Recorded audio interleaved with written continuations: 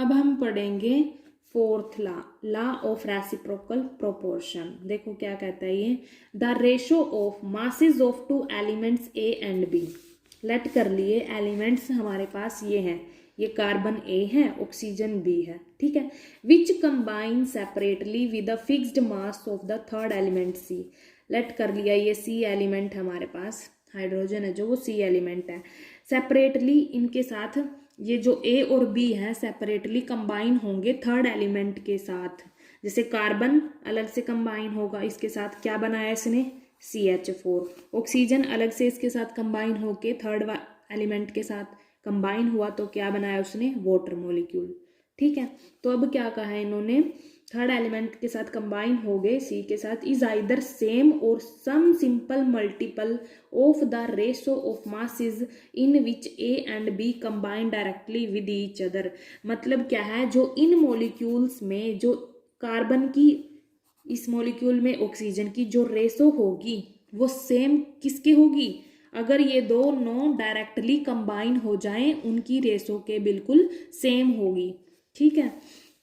देखो कैसे, कार्बन का यहाँ पे क्या है 12 और हाइड्रोजन का 4, ठीक है। इनको सिंपल वे में अगर सिंप्लीफाई करें तो क्या होगा, 3:1 होगा, 4 1 जा 3, ठीक है।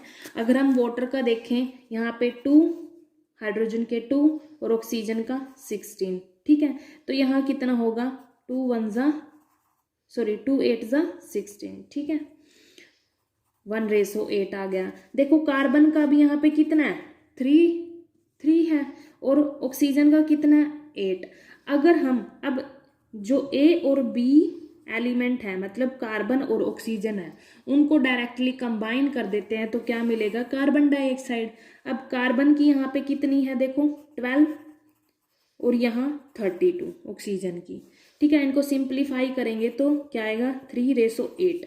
तो इनका कहने का मतलब क्या है कि जो इस मॉलिक्यूल में और इस मॉलिक्यूल में, देखो इस मॉलिक्यूल में जो कार्बन है उसकी मास रेशो कितनी है, 3 है, और इस मॉलिक्यूल में ऑक्सीजन की कितनी है मास रेशो, 8, कि इनकी जो मास रेशो है वो किसके इक्वल होगी, बिल्कुल सेम किसके होगी, अगर ये दोनों कार्बन और ऑक्सीजन डायरेक्टली कंबाइन हो जाएं और बनाए CO2 मॉलिक्यूल, CO2 मॉलिक्यूल की मास रेशो के बिल्कुल एग्जैक्टली सेम होगी इनकी, ठीक है। तो यही डेफिनेशन है, यही कहा है इन्होंने। देखो, the ratio of masses of two elements A and B which combine separately with the fixed mass of the third element C. ये थर्ड एलिमेंट हाइड्रोजन ले लिया, ठीक है, इसके साथ is the same or some multiple of the ratio of masses in which A and B combine directly with each other, ठीक है।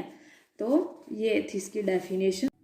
देखो जो मैंने आपको ये समझाया है ये मैंने ऐसे पॉइंट्स में लिखा हुआ है। देखो क्या है, first point, the elements carbon and oxygen combine separately with the third element hydrogen. जो ये थर्ड एलिमेंट है कार्बन और ऑक्सीजन अलग अलग से इनके साथ कंबाइन हो रहे हैं, कार्बन हाइड्रोजन के साथ कंबाइन होके मीथेन बनाया और ऑक्सीजन हाइड्रोजन के साथ में कंबाइन होके वाटर मॉलिक्यूल बनाया, ये लिखा हुआ है इसमें, ठीक है। इन मीथेन में जो 12 parts by mass of carbon है वो कंबाइन किसके साथ हुआ, 4 parts by mass of hydrogen के साथ। मतलब इनकी रेशो बता रखी है, मास रेशो 12:4 को सिंप्लीफाई किया तो 3:1 आया। और वाटर में क्या है, 2 parts by mass of hydrogen combine with 16 parts by mass of oxygen. मतलब 2 पार्ट्स मास रेशो है जो हाइड्रोजन की, वो कंबाइन किसके साथ हुई, 16 parts by mass ratio of oxygen की। मतलब इनकी रेशो क्या हुई, 2:16 को सिंप्लीफाई किया 1:8 आ गई, ठीक है। थस जो अगर ये कार्बन और ऑक्सीजन है डायरेक्टली कंबाइन होंगे तो CO2 मॉलिक्यूल बनाएगी, उनकी मास रेशो कितनी है, 3:8। तो इन CO2 12 parts by mass of carbon combine किसके साथ हुआ, 32 parts by mass of oxygen, that is they combine directly in the ratio. इस रेशो में डायरेक्टली कंबाइन हुआ और इनको सिंप्लीफाई करके इनकी रेशो कितनी है, 3:8, ठीक है। तो इस पूरे लॉ में क्या बोला गया है, देखो कि जो इनकी मास रेशो है वो किसके इक्वल होगी, इस मॉलिक्यूल में जो कार्बन की मास रेशो है 3, ठीक है, और इस मॉलिक्यूल में जो ऑक्सीजन की मास रेशो 8 होगी। तो कितना हो गया इसमें, कार्बन और ऑक्सीजन की 3:8 अगर इनको डायरेक्टली कंबाइन करेंगे इनकी भी 3:8। तो ये कहा है इस लॉ ऑफ रेसिप्रोकल प्रोपोर्शन में, ठीक है।